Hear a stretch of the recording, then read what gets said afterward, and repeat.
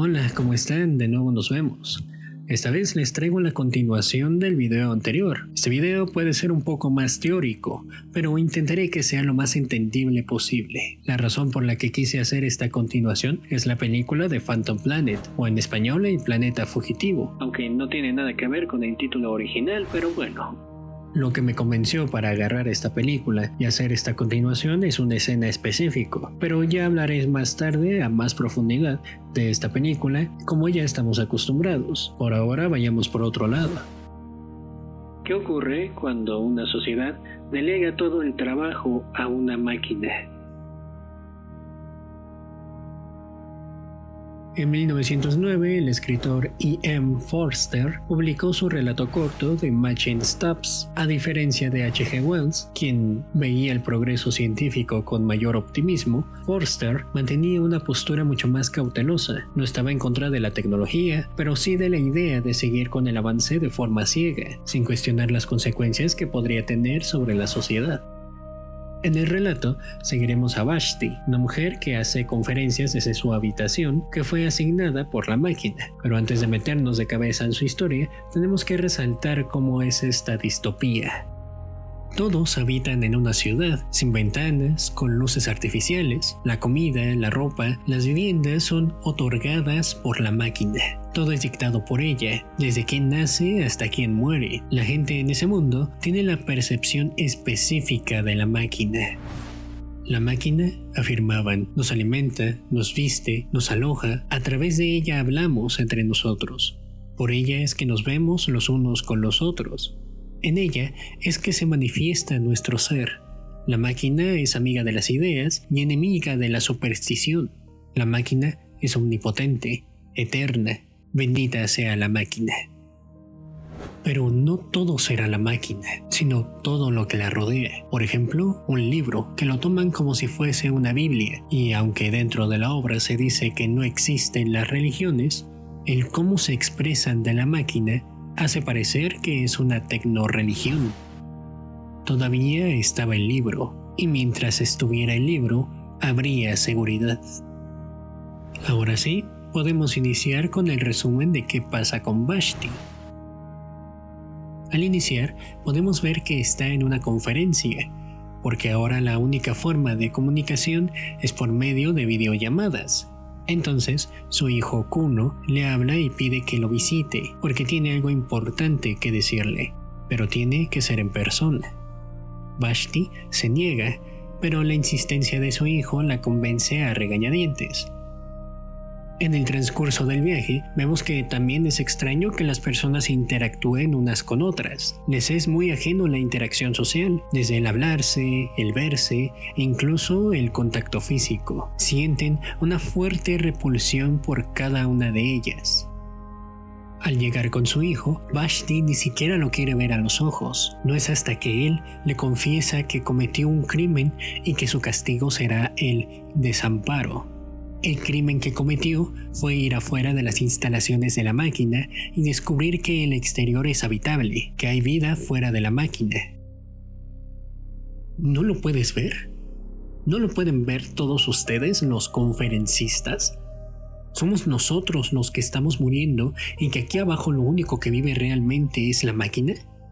Nosotros creamos la máquina para hacer nuestra voluntad, pero no podemos hacer que haga nuestra voluntad ahora. Nos ha robado el sentido del espacio y el sentido del tacto. Ha distorsionado cada relación humana y ha convertido el amor en un mero acto carnal. Ha paralizado nuestros cuerpos y nuestra voluntad, y ahora nos compele a adorarla.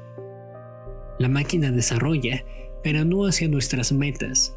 Solo existimos como corpúsculos de sangre que fluyen por sus arterias, y si pudiera funcionar sin nosotros, nos dejaría morir.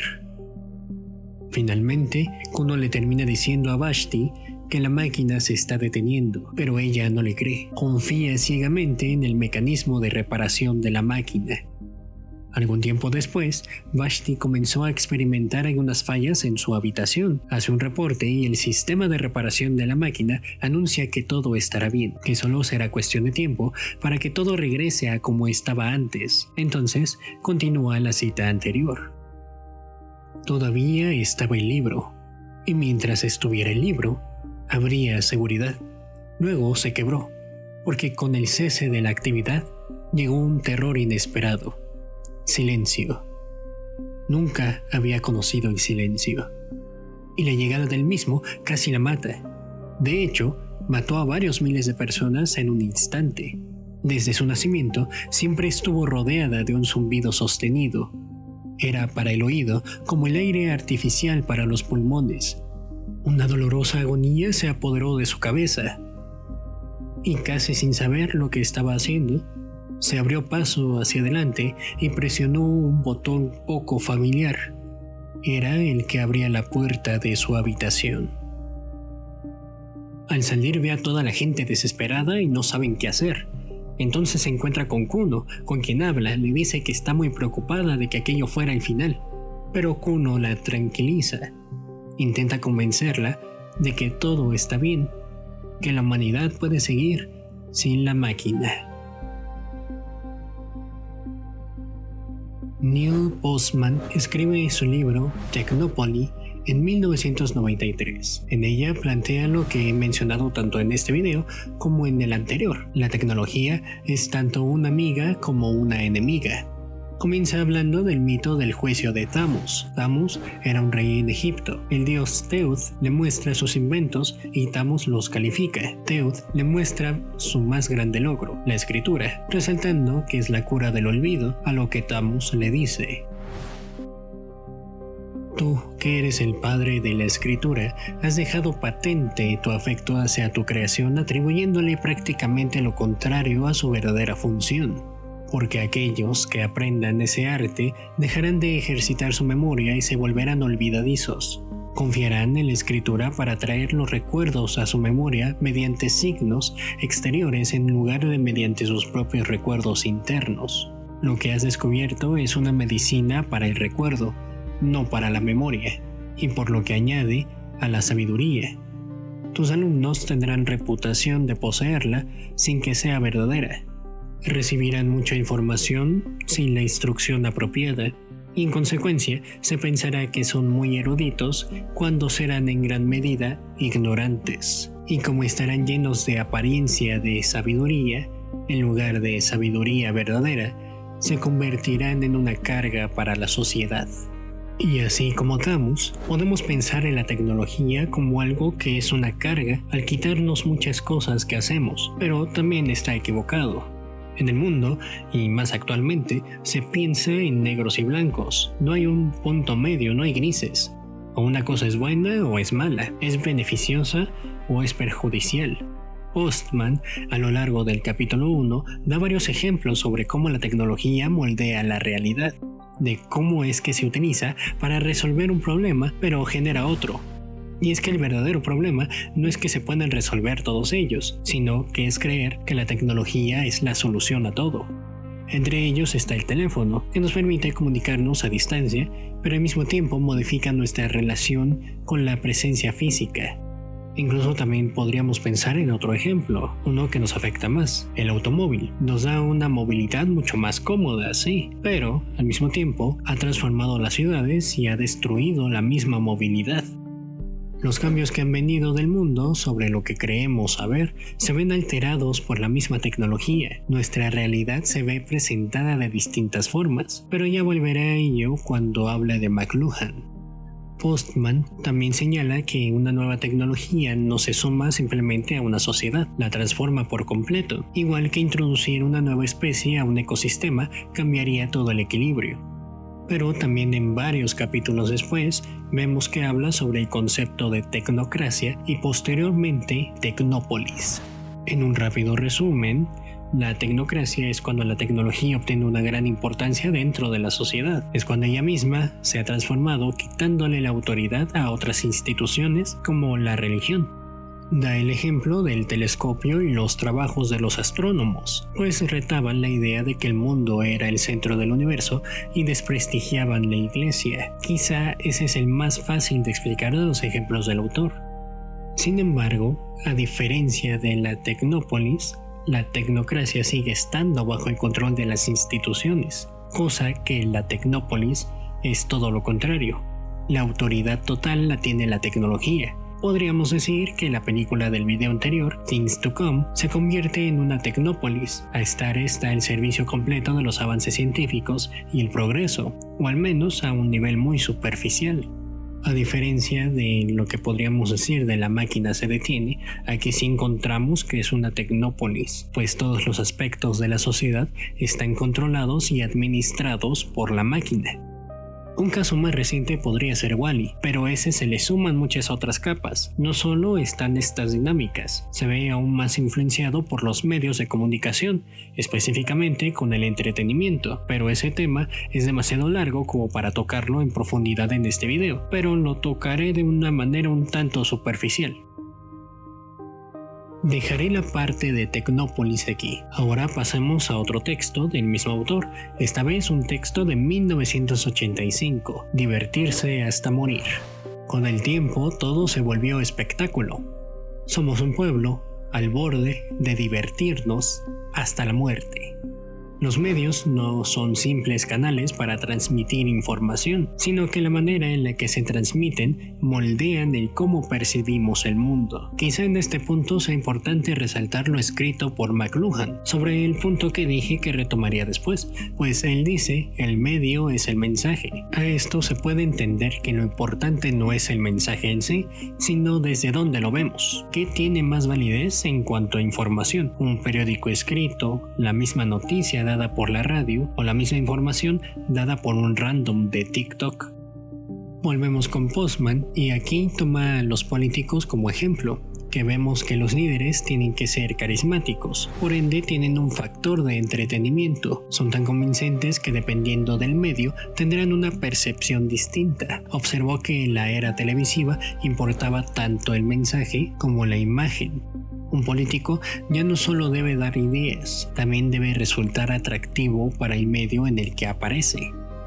Resumidamente, el pensamiento de Postman dice que los medios cambian el cómo pensamos, cómo definimos la verdad, cómo definimos la inteligencia, cómo los medios cambian como medio dominante y cómo este medio dominante redefinirá todos los anteriores.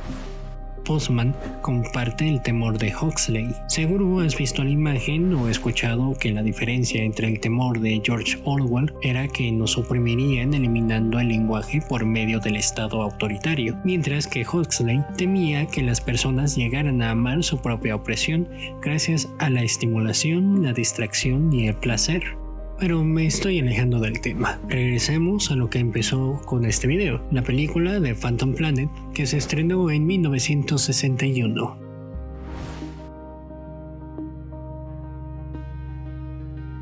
En el mundo pasaban muchas cosas, como que John F. Kennedy tomaba posesión del cargo de presidente y pone en bloqueo a Cuba. La NASA lanza la cápsula Mercury con el chimpancé llamado Ham, siendo el primer homínido en ir al espacio exterior. La Unión Soviética lanza la sonda Venera 1, destinada a sobrevolar el planeta Venus. Sin embargo, también lanza a Yuri Gagarin, el primer hombre en llegar al espacio. En resumen, la Guerra Fría sigue y el espacio es más protagónico que nunca.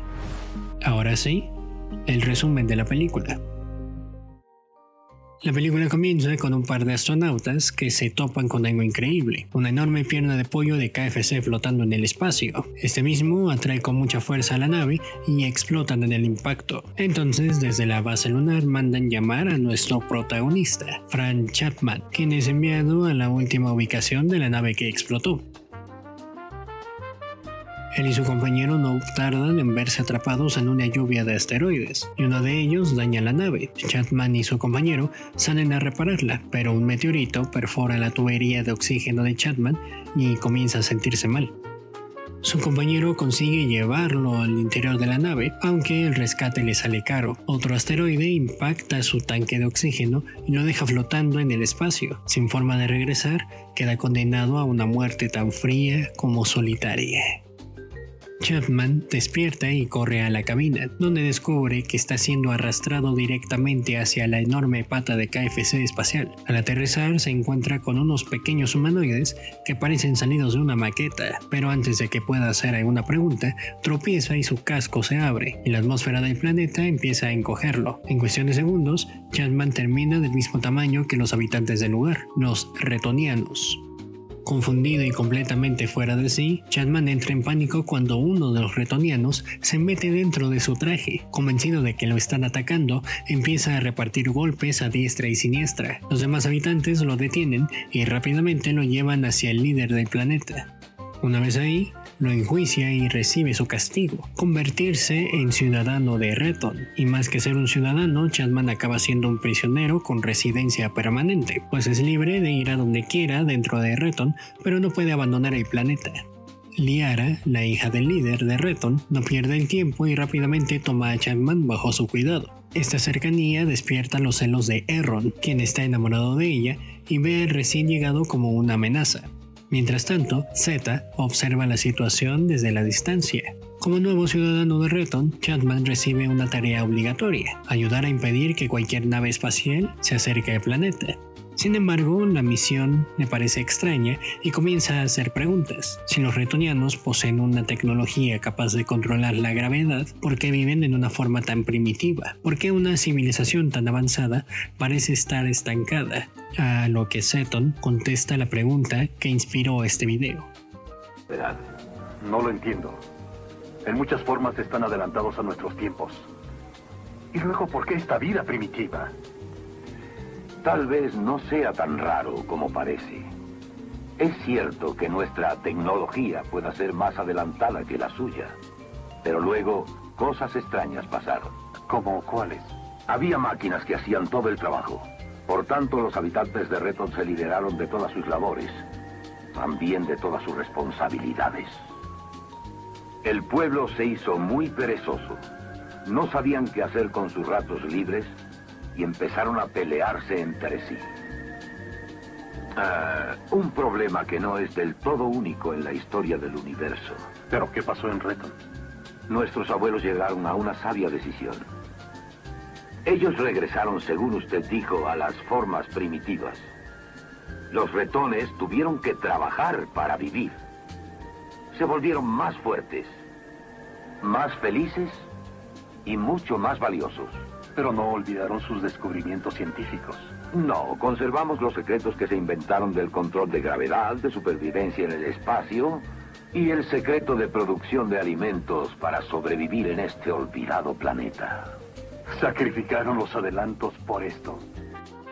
Seson, el líder de Reton, le explica a Chapman cuál será su futuro en el planeta. Además de cumplir con sus deberes de ciudadano, también deberá escoger a una esposa. Sin embargo, las opciones son limitadas y puede elegir entre Liara, la hija de Seson, o Zeta, una mujer muda pero muy expresiva. Mientras tanto, la base lunar finalmente localiza la nave de Chapman y envía una misión para investigar lo ocurrido. Al abordar la nave, la tripulación encuentra con la bitácora del astronauta, donde este explica que intentará aterrizar en un extraño asteroide y que su compañero ha desaparecido durante la misión. Sin embargo, tras registrar toda la nave, no encuentran rastro alguno de Chapman ni de ningún tripulante. La ausencia de cuerpos y la falta de respuestas deja a la base lunar tan confundida como preocupada. Incapaz de resignarse a su nueva vida en Reton, Chapman busca a Seson y le confiesa que quiere abandonar el planeta. El líder escucha sus preocupaciones y le explica que eso es imposible. Durante la conversación, revela el secreto detrás de la tecnología retoniana, un sistema capaz de manipular la gravedad. Gracias a él, pueden atraer o desviar objetos en el espacio, además de proteger a Reton de los intrusos. Dicha tecnología es valiosa para muchas especies más, que no pueden dejar ir a nadie que conozca el planeta. Más adelante, Chapman conoce mejor a Zeta y descubre que es muda. Aún así, queda cautivado por ella y comienza a intentar acercarse. Sin embargo, la situación no pasa desapercibida por Herron. Presencia sus intentos de cortejo y molesto por la actitud del recién llegado, decide denunciarlo ante Seson, pero eso no le basta. Convencido de que Chapman ha cruzado una línea, le pide permiso al líder de Reton para retarlo a un duelo a muerte. Chapman acepta el desafío y ambos son llevados a una arena de combate. Antes de comenzar, el juez les muestra el peligro que representan las placas que rodean la arena. Para demostrarlo, coloca una roca sobre una de ellas, desintegrándola al instante. La regla es simple: quien pise una de las placas correrá la misma suerte. El duelo consiste en que ambos combatientes se empujen utilizando una barra metálica en forma de I latina, tratando de hacer que el oponente caiga sobre una de las placas. Chapman y Herron se enfrentan en un combate cada vez más intenso, hasta que finalmente Chapman logra imponerse y deja a su rival al borde de la desintegración. Sin embargo, en el último momento decide perdonarle la vida. En lugar de empujarlo, lo ayuda a recuperar el equilibrio y arroja a un lado el instrumento que lo separaba. Entonces le confiesa que no lo odia y que nunca tuvo intención de matarlo. Más que una victoria, Chapman intenta demostrar que el conflicto entre ambos nunca debió resolverse de esa manera. Tras el duelo, Chapman deja claro que no siente ningún interés por Liara. Incluso le confiesa a Herron que no le importan los sentimientos que ella aparenta tener hacia él. Al escuchar esto, Herron comprende que el astronauta no es el rival que imaginaba y decide confiar en él. Como muestra de buena voluntad, le ofrece ayuda para escapar de Rethon. Juntos elaboran un plan: aprovechar el momento en el que Sesson duerma para acercarse a la base lunar y contactar a los humanos. Sin embargo, saben que no disponen de mucho tiempo. Si quieren abandonar el planeta, deberá actuar rápido antes de que alguien descubra sus intenciones. Justo cuando Chapman y Herron terminan de planear la fuga, una alarma interrumpe la conversación. Los Solaritas están atacando una vez más, por lo que cualquier intento de escapar tendrá que esperar. Más tarde, Liara lleva a Chapman a ver una Solarita que tienen cautivo. Allí le explica que el objetivo de los Solaritas es apoderarse de la tecnología del control gravitatorio de los retonianos, un conocimiento que ha permitido a Rethon mantenerse oculto y protegido durante tanto tiempo. Durante la visita, Liara también le revela qué le ocurrió a Zeta. La joven perdió la voz durante el enfrentamiento en el que lograron capturar al prisionero Solarita. Chapman también descubre que la celda donde se encuentra encerrado es otra aplicación de la tecnología gravitatoria retoniana, utilizada para impedir cualquier intento de fuga. Poco después, los Solaritas lanzan un ataque a gran escala contra Rethon. Utilizando su dominio sobre la gravedad, los retonianos maniobran el planeta para esquivar los disparos del enemigo y colocarse en una posición ventajosa. Una vez los Solaritas caen dentro del campo gravitatorio, quedan atrapados y son destruidos. La victoria, sin embargo, tiene consecuencias. El enorme gasto de energía provocado por el uso continuo del control gravitatorio, sumado a los daños causados por los ataques anteriores, provoca que varios sistemas fallen. Entre ellos se encuentra la prisión gravitatoria, donde mantenían encerrado al Solarita capturado. Con sus restricciones desactivadas, el prisionero finalmente recupera la libertad. Tras escapar de su celda, el Solarita se encuentra con Zeta y la toma como rehén. Durante su huida se encuentra con Sesson. El Solarita aprovecha la distracción del líder y lo hiere. Sin que nadie pueda frenarlo, el Solarita vuelve a capturar a Zeta y se dirige hacia la cabina de control gravitatorio. Allí se encuentra con Chapman, quien intenta rescatarla. Poco después también llega Herron y entre ambos se enfrentan al fugitivo. Tras un intenso forcejeo, Chapman y Herron logran imponerse. El Solarita es arrojado sobre una de las placas y se desintegra al instante, poniendo fin de una vez por todas la amenaza. Con la amenaza Solarita finalmente derrotada y Rethon sumida en caos por la batalla, Herron y Chapman deciden que ha llegado el momento de actuar. Aprovechando la confusión, llevan a Chapman hasta el lugar donde fue encontrado por los retonianos, con la esperanza de que una nave humana pueda localizarlo y llevarlo de regreso a casa. Durante los preparativos, Chapman y Zeta tienen la oportunidad de hablar a solas. Para sorpresa de Chapman, la joven recupera la voz y puede expresar por fin todo lo que ha estado guardando. En ese momento, ambos se confiesan sus sentimientos y reconocen el amor que ha surgido entre ellos. Pero la felicidad dura poco. Aunque ha encontrado a la persona que aprecia y una vida que podría ser suya, Chapman sabe que no pertenece a Rethon. Su hogar está en otro lado. Así que, con el corazón roto y entre dolorosas despedidas, se ve obligado a abandonar el planeta y dejar atrás a Zeta. Chapman y Zeta se reúnen por última vez con Herron y logran acercarse a las inmediaciones de la luna. Saben que la despedida es inevitable y antes de separarse, Zeta le entrega una pequeña roca de Rethon para que nunca olvide el mundo que encontró entre las estrellas. Llegando el momento, Chapman regresa a su traje espacial. A medida de que vuelve a exponerse a las condiciones del espacio, su cuerpo comienza a recuperar su tamaño original. Mientras crece, recuerda todo lo que vivió en Redfall, sus habitantes, sus peligros y sobre todo a Zeta. Poco después, los astronautas que llevaban tiempo buscándolo finalmente lo encuentran, lo recogen y lo llevan de vuelta a la nave. Allí, mientras intenta procesar todo lo ocurrido, llega a preguntarse si aquella aventura fue real o simplemente un sueño provocado por el accidente. Sin embargo, hay una prueba de que todo sucedió en verdad. Aún conserva la roca que Zeta le entregó. Con ella, el recuerdo de la mujer que dejó atrás en aquel pequeño mundo oculto entre las estrellas. Lo que propone la película a simple vista no pareciera que ver con el tema que había estado manejando, pero es la implicación y lo poco que se nos dice lo que nos lleva a este tema. El cómo su sociedad casi se destruye a esta confiar demasiado en la tecnología. La tecnología avanzó mucho, eso es indudable, pero también la humanidad se ha vuelto más perezosa. La tecnología actual, o la que está de moda, por así decirlo, la IA es la que está reemplazando mucho del trabajo humano, y eso es tanto bueno como malo, por lo que decía Postman, ¿no? Trae beneficios como la agilización de tareas, pero también trae un perjuicio, que es que todos quieren reemplazar sus trabajos con ella. Quieren que las cosas se hagan más rápido, quieren sustituir personas a nivel profesional y a nivel personal. Vemos casos de personas que quieren casarse con personajes ficticios con los que pueden interactuar por chats generativos.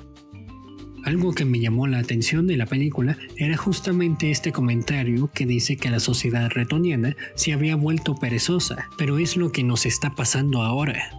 Antes de Internet, la gente tenía más interacción física con las personas, por ejemplo. Incluso las fuentes de información antes eran bibliotecas. Con la llegada de Internet, la investigación y el consumo de información se catapultaron enormemente. El Internet ayudó a resolver el problema específico que era encontrar un libro específico y esperar a que ese esté disponible. Estos problemas se resolvieron con Internet, así como muchos otros más, pero también aparecieron varios más. Ahora convivimos con una cantidad inmensa de información, tanto verdadera como falsa, y cada vez resulta más difícil distinguir entre ambas.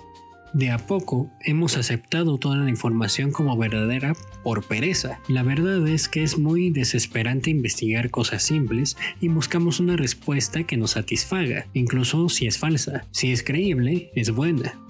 Y el delegar trabajo a las IAs y los algoritmos es lo que nos llama la atención. No es que la tecnología nos haya vuelto inútiles, sino que cada vez estamos dependiendo más de ella para realizar esas tareas que hacíamos nosotros mismos, desde buscar información, aunque esta puede no ser el problema real, pero sí el crear imágenes, escribir textos, aprender habilidades como tocar un instrumento. Perdónenme si este análisis pareciera estar diciendo que debemos utilizar la tecnología menos o de plano no utilizarla. Ese no es el mensaje que intento dar. La tecnología no es el problema, nunca lo ha sido. El problema más bien es dejar de verla como una herramienta y comenzamos a usarla como la respuesta automática para cualquier situación. Dejamos de preguntarnos si realmente necesitamos una solución tecnológica para cada aspecto de nuestras vidas. Postman decía que la tecnópolis no surge porque las máquinas tomen el control por sí mismas, más bien es porque nosotros les entregamos ese poder, esa autoridad, esa responsabilidad de solucionarnos todo. Quizá por eso me llamó tanto la atención de Phantom Planet. Los retonianos habían desarrollado tecnologías que nos habían vuelto perezosos, palabras de la propia película. Habían desarrollado tecnologías que les solucionaban la vida, al punto de depender de ella. Sin embargo, esa misma dependencia nos había vuelto vulnerables. Cuando el sistema fallaba o había problemas que la tecnología no podía resolver, toda su sociedad corría peligro. El relato de La máquina se detiene es inquietante por la época por la que se escribió, que fue en 1909, cuando ni siquiera se soñaba con lo que tenemos hoy, pero es más aterrador por su mensaje, el miedo de que la sociedad dependa tanto de la tecnología que no sepa vivir sin ella, porque ¿cuántas de las cosas que hacemos hoy todavía seríamos capaces de hacer sin ella? ¿Cuánto de nosotros quedaría si la máquina se detiene? Y bueno, eso ha sido todo por el día de hoy. Con esto finalizo esta segunda parte del video anterior. Y bueno, Agradezco mucho el apoyo que me han dado esos pocos seguidores, pero lo agradezco mucho que lo vean y que incluso les haya gustado. Muchas gracias. Yo he sido Piventori.